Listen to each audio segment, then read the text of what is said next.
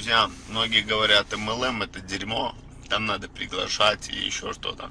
Я инвестор, ко мне никаких вопросов, я только инвестор. Ну, это говорит человек-инвестор, который инвестирует 200-100 долларов. Это не инвестор, мы все понимаем. Чтобы сделать хорошие результаты, надо положить хорошую сумму, создать неплохой депозит, да, инвестиции хорошее направление. Для тех людей, кто имеет большие капиталы, кто может себе позволить, даже в случае, если он прогорит, ему эта сумма не сломает жизнь, морально, физически, там, как угодно. MLM это такая штука, когда у тебя есть в загажнике под плинтусом, там, в семейном бюджете небольшая сумма, там, до 200 долларов, до 300, до 100 долларов. Можно с этой небольшой суммы найти очень хорошего спонсора, начать с ним знакомиться, узнать его, какие у него достижения, чему он может научить, передать вам. Найти такую сетевую компанию на предстарте и начать с ней развиваться поэтапно. Как Трампу когда-то задали вопрос: мистер Трамп, а что бы вы делали, если бы потеряли все? Пришлось бы начать все сначала. На что он сказал: я бы нашел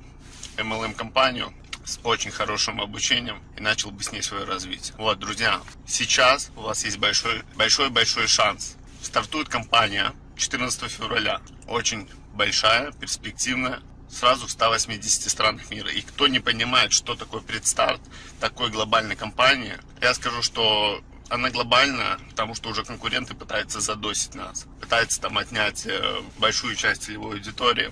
Ну, я скажу, что мы свое возьмем. И кто пойдет с нами, тот будет иметь неплохие результаты. Так что добавляйтесь в скайп-чат внизу под видео и принимайте решение с нами работать. Всего хорошего.